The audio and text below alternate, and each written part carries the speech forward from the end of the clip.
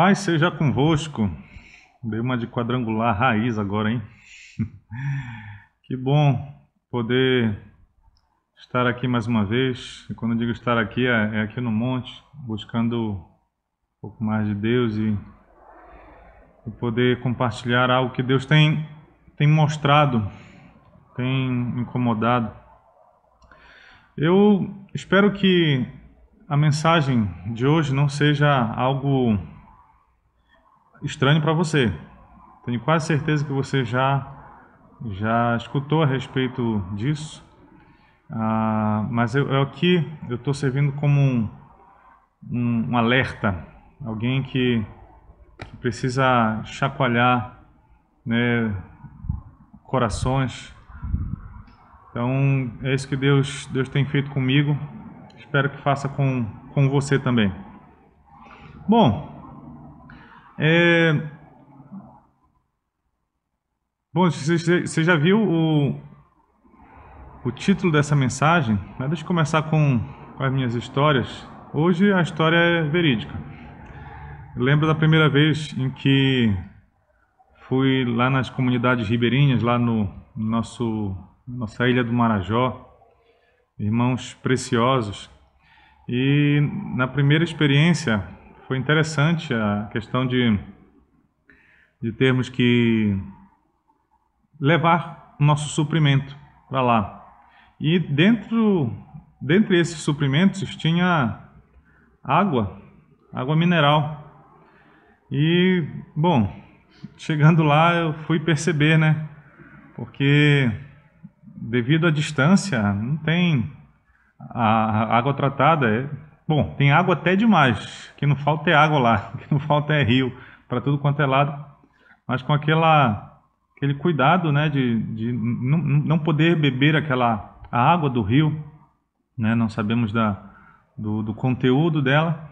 Então, por isso que nós levávamos a nossa água mineral. Tem um processo de tratamento lá mesmo, né? Um produto que eles colocam na água. Não lembro de ter provado essa água, justamente porque sempre a gente levava essa água mineral.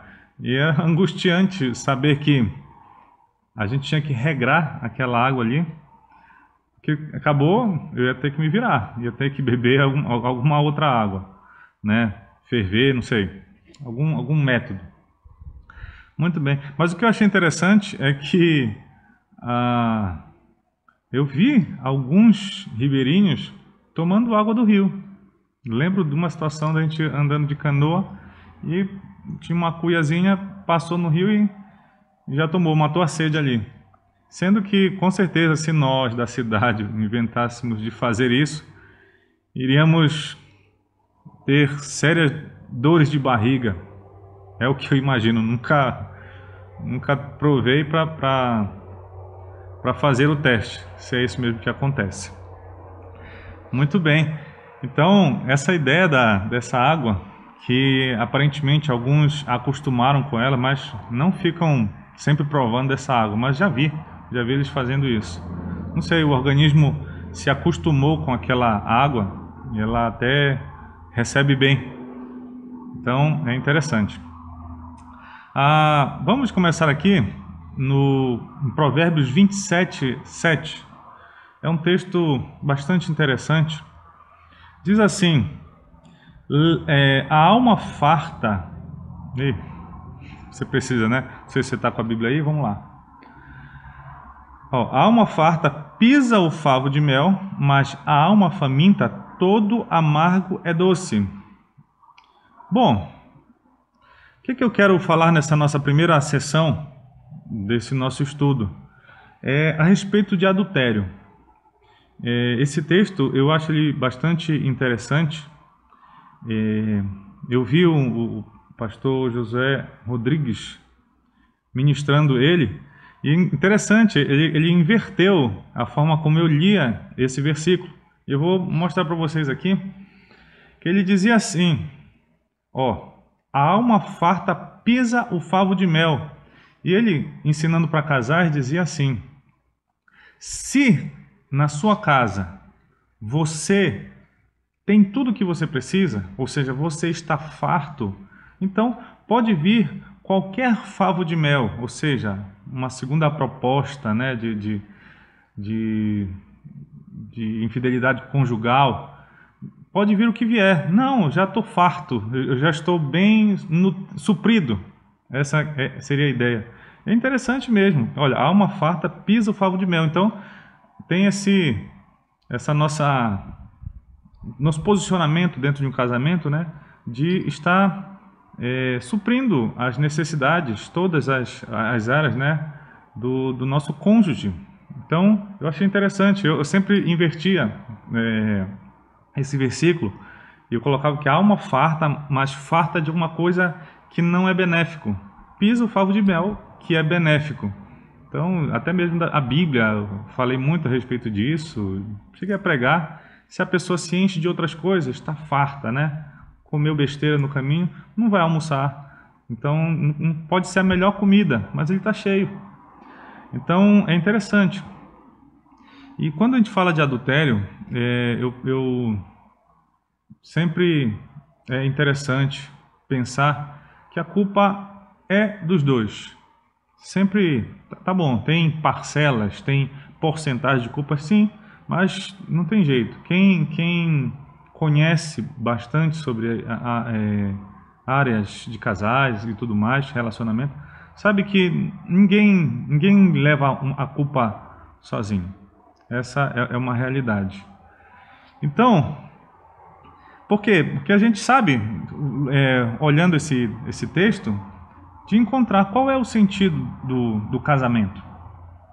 A gente tem aquela ideia do viver em função do outro, né? Não é que eu seja feliz, mas sim que eu possa fazer o outro feliz.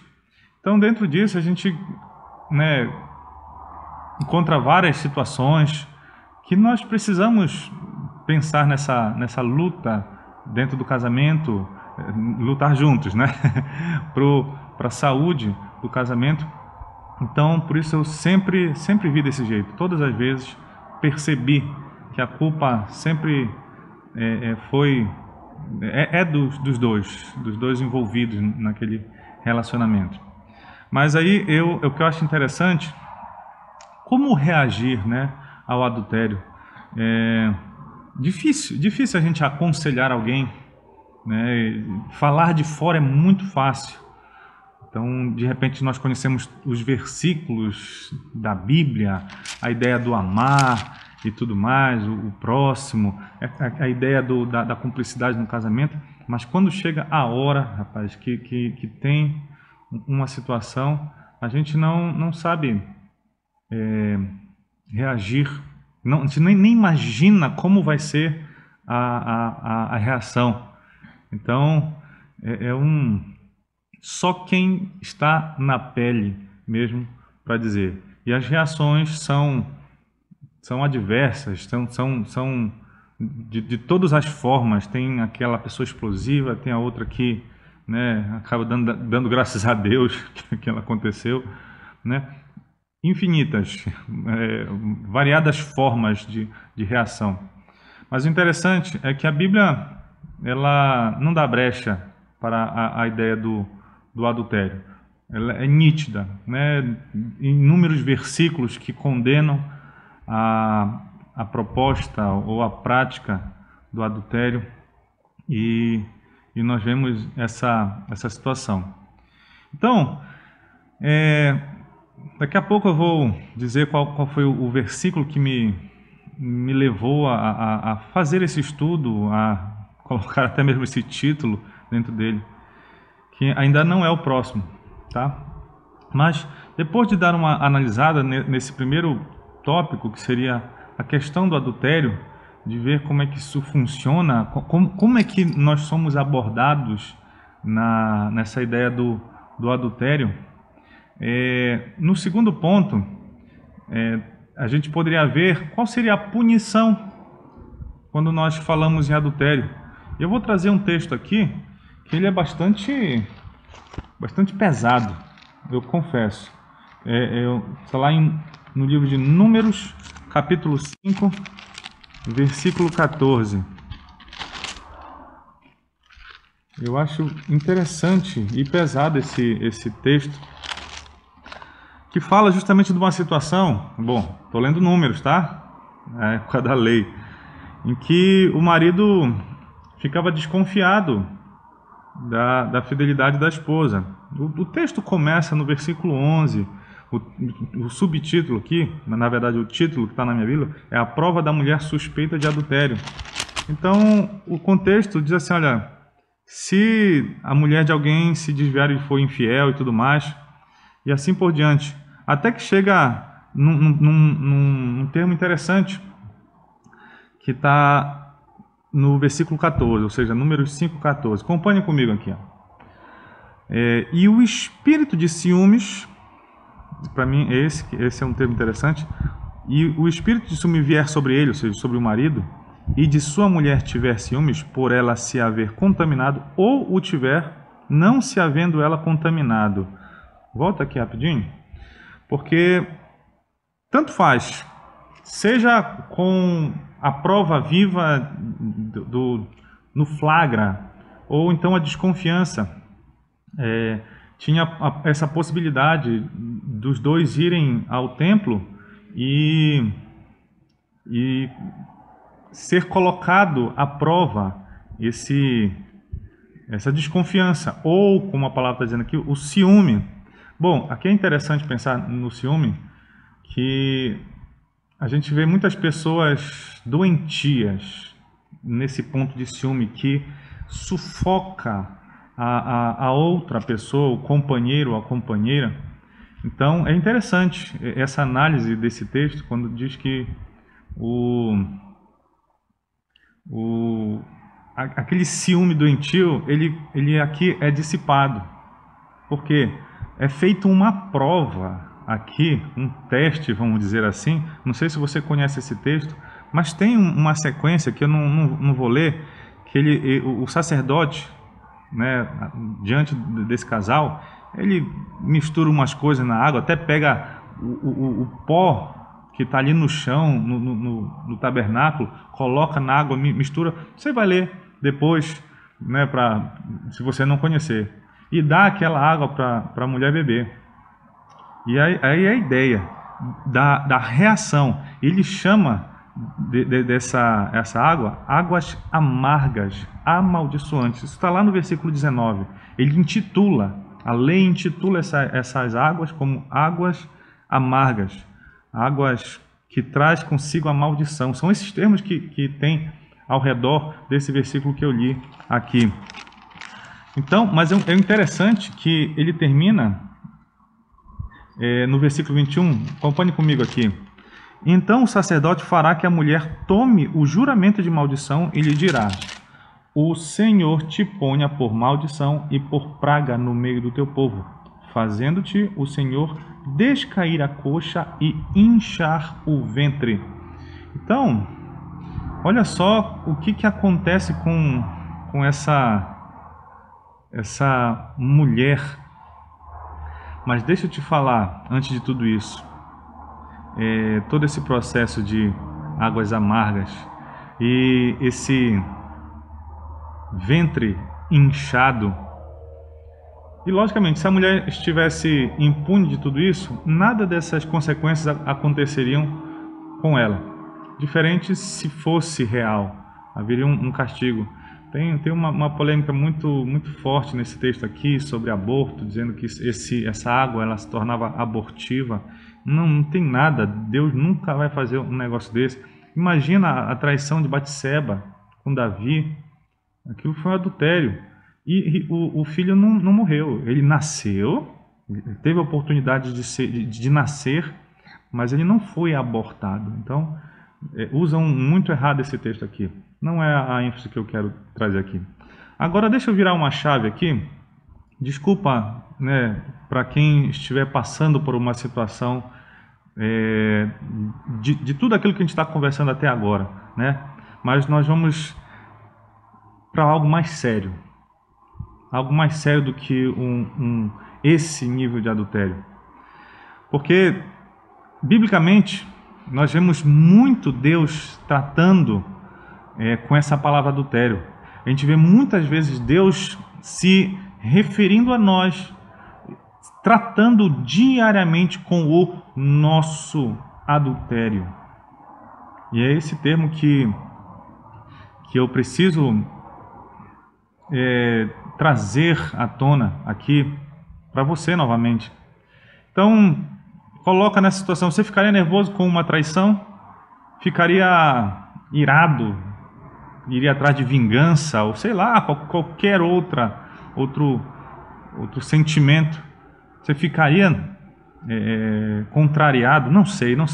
Agora, é muito fácil, né, a gente não se colocar na posição de Deus, que Ele sempre trata esse relacionamento nosso com Ele como um casamento. E mais ainda, todas as vezes que nós nos desviamos dele, todas as vezes que nós trocamos ele, ele sempre chamou isso de adultério. Quer dizer que nós podemos ficar nervosos, termos reações explosivas quando se trata desse nosso nível de adultério, e de repente nós é quem temos feito isso diariamente ou constantemente, se não diariamente, mas Deus trata com isso diariamente, né? Sempre tem alguém traindo ele, adulterando. E queria poder ir no texto nosso. A gente está falando aqui, o tópico que a gente está vendo é sobre a punição. O primeiro tópico foi adultério, o segundo agora é punição. E o texto que me levou a estudar isso foi Jeremias, capítulo 8, versículo 14. Que diz assim, Jeremias 8,14. Acompanhe. Porque estamos ainda assentados aqui, reuni-vos e entremos nas cidades fortificadas, e ali pereçamos. Pois o Senhor já nos decretou o perecimento e nos deu a beber água venenosa, porquanto pecamos contra o Senhor. Esse texto aqui ele é muito forte e prefigurando um castigo que seria inevitável para o povo de Israel. Mas nós sabemos que Deus é um Deus de princípios. Ele mostra o caráter dele em diversos pontos da palavra. Um texto semelhante ainda em Jeremias, lá no capítulo 9, versículo 15, está até pertinho aqui, mas não vou ler, porque é o mesmo termo. Ele fala a ideia nos deu a beber água venenosa. Foi aí que eu lembrei imediatamente desse versículo, esse texto de Números 5,14 que eu li para vocês, o contexto ali de Números 5, por que Deus deu uma água venenosa para o povo dele beber? Simplesmente por causa de traição, simplesmente por causa de adultério. E se você ler o contexto aqui do povo de Israel nesse período, Israel estava abandonando Deus, estava literalmente traindo, estava confiando em qualquer outra coisa que não fosse Deus. Confiava no Egito, confiava na Assíria, tudo, e adorando falsos deuses. E, bom, eu quis enfatizar a palavra ciúme lá no texto de Números 5,14, porque você sabe que Deus é ciumento, mas a gente não trata do jeito que precisa tratar esse ciúme de Deus, porque ele não é como o ciúme humano, pegajoso, ou sei lá. Tem gente que diz que ciúme é até um grau de cuidado. Amém. Mas aqui uma coisa é certa, nós não estamos tratando com esse nível de ciúme. Deus ele tem um ciúme bem específico, porque ele sabe que longe dele nós perecemos. E olha, tratou de adultério na Bíblia, isso tem um nome mais próximo de nós, que é idolatria. Idolatria. E nós sabemos que nós somos muito fáceis de pular para a idolatria. Você sabe o que é idolatria? Você sabe que idolatria é tudo aquilo que fica no lugar de Deus. Onde seria o trono de Deus, você tira Deus e coloca outra coisa ali. Ou seja, aquilo ali é o mais importante, é a sua prioridade. E prioridade, hoje em dia, misericórdia, é uma coisa fora do comum, porque a nossa sociedade não tem mais tempo para Deus. Não tem mais tempo para Deus. Tem tempo para tudo, menos para Deus. A gente vê as rotinas das pessoas, nós estamos trocando Deus direto. É um casal que de repente vai se afastando. Agora é interessante que com Deus, aquela minha teoria de que a culpa é dos dois acaba. Justamente porque Deus é amor. Deus, ele se entrega de uma forma que a gente é falho, né? Quando pensa num relacionamento. Nesse ponto aqui, pode ter certeza, a culpa é de um só. Porque tudo aquilo que Deus precisava fazer, Ele fez. O lado dele, Ele fez. O problema somos nós, que tomamos os nossos passos para trás. Nós praticamos a idolatria constantemente. Nós não temos. As nossas rotinas são totalmente fora do padrão. Ou seja, nós... É como se fosse um casal que não tem aquela proximidade. Meu irmão, se você começa a não conviver com o seu cônjuge, vai perdendo essa ligação. Isso é arriscadíssimo. Aí já não tem mais prazer de estar junto, não tem alguma coisa em comum, um momento juntos. Não tem. Fazer alguma coisa juntos. Sem tempo. Então, imagina a quantidade de coisas, eletrônicos, a gente está vendo aí os celulares, estamos vendo as mídias, as redes sociais, e Paul Washer, ele falou e isso me chama a atenção, deu graças a Deus pelo Facebook. Eu lembro dele ter agradecido pelo Orkut, ainda era na época do Orkut. Agradecer por tudo isso, porque essas redes sociais só vieram para comprovar que havia tempo.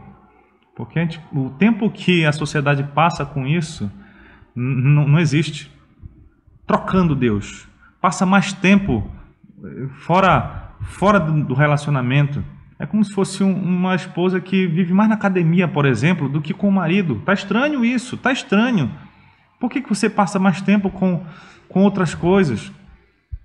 Agora estão se escondendo em falsos cultos domésticos.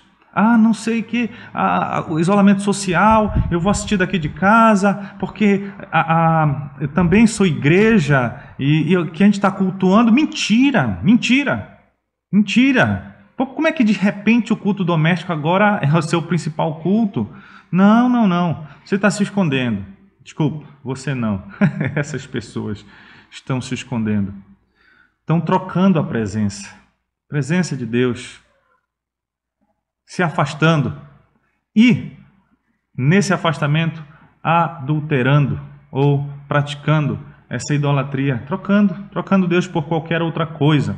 Trabalho, família, os bens, ministério, e assim vai. Sabe qual é a consequência de tudo isso? Ventre estéril, que é o que eu li lá em Números 5. Essas águas amargas vão produzir um ventre estéril.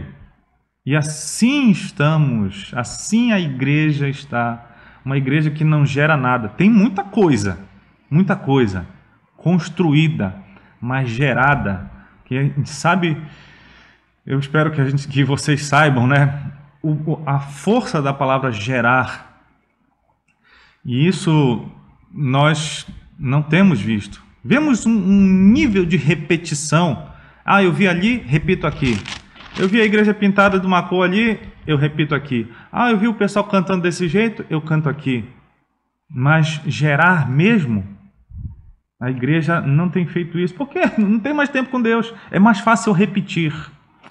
É mais fácil eu buscar fora do que tentar lutar por uma convivência com Deus, um relacionamento. Faça o paralelo com o casamento, que de repente é interessante. Parece que é mais fácil fora do que ali com quem a gente está em contato direto. Não gera nada, não gera nada. E a igreja está bebendo água venenosa direto. A igreja no nosso século 21 está bebendo água venenosa e o seu ventre está estéril. Não vemos nada ser gerado. Nada, nada. É uma palavra forte? De repente sim, porque nós temos um caso aqui, outro ali, pessoas de Deus que continuam aí. Eu queria muito ser uma dessas pessoas de Deus que está lutando para gerar alguma coisa. Então eu preciso lutar contra essa idolatria. Então eu preciso passar para a nossa terceira sessão aqui. Falamos sobre adultério no contexto todo. Falamos sobre a punição que é recorrente a essa prática. Então precisamos finalizar com o remédio, com a nossa redenção. 2 Reis, capítulo 2, é uma parte em que Eliseu já começa o seu ministério. Eu quero ler os versículos 19 até 21 junto com vocês. Diz assim, ó. Os homens da cidade disseram a Eliseu: eis que é bem situada esta cidade, como vê o meu senhor. Porém as águas são más e a terra é estéril. 20. Ele disse: trazei-me um prato novo e ponde nele sal. E lhe o trouxeram. 21. Então saiu ele ao manancial das águas e deitou sal nele e disse: assim diz o Senhor, tornei saudáveis estas águas, já não procederá daí morte nem esterilidade. Aleluia! Glória a Deus! Olha só os termos interessantes. Ele diz assim, olha, a cidade até é boa, está bem situada. Que interessante, às vezes é uma pessoa boa. Um bom filho, sei lá, um bom cidadão, aqueles termos, né, que eu gosto de usar. Uma pessoa que não faz mal a ninguém. Caldo de, como é que se fala? Pescada branca, né? Não faz mal para ninguém. Mas o que adianta a pessoa ser uma pessoa boa, né? De repente até dar uma boa oferta, aquelas coisas, né? Mas, no fim das contas, as águas são más, ou seja, é má e estéril. Não adiantou ser uma pessoa boa. Se está praticando a idolatria, se está em adultério com Deus, trocando Deus por outras coisas. Pois uma coisa é certa, tem a figura aqui do prato novo, do sal, tudo isso tem um significado bíblico, mas aqui não estou me preocupando com isso, a ideia do sal, as propriedades do sal e tudo mais, aliança de sal, esses termos que nós temos na Bíblia. Mas uma coisa é certa, para nós aqui, ele diz que não mais procederá morte nem esterilidade. Então, meus irmãos, assim como Deus falou comigo, quanto mais nós buscarmos sarar essa esterilidade, mais nós estaremos perto do noivo. Ou será que é o contrário? Bom, fica a seu critério analisar isso. Mas uma coisa é certa, vamos combater essa idolatria, ou, num termo mais pesado, vamos parar de adulterar. Nós somos a noiva de Cristo, a noiva. E Jesus está com ciúmes. Deus tem ciúmes da gente. E constantemente Ele está levando a igreja para o tabernáculo para tomar águas amargas. Então, que nós cuidemos do nosso coração. Deixemos ele sempre disponível para Deus sentar no trono. Sabemos que isso é uma luta diária. Se você não lutou com isso hoje, lute amanhã. Lute, acorde e diga: Deus, senta nesse trono. Bora ter um relacionamento. Eu quero estar farto. Farto para não ter que me envolver com outro favo de mel. Temos tudo o que precisamos em Deus. Não temos razão de trocar. Ele é suficiente para nós. Então, meu irmão, vamos lutar. Vamos lutar contra essa idolatria. Parar de beber água venenosa. No nome de Jesus, que a igreja volte a gerar. É a minha oração. É a minha sede. Em nome de Jesus. Deus te abençoe e te guarde. Estaremos juntos a qualquer momento. A paz.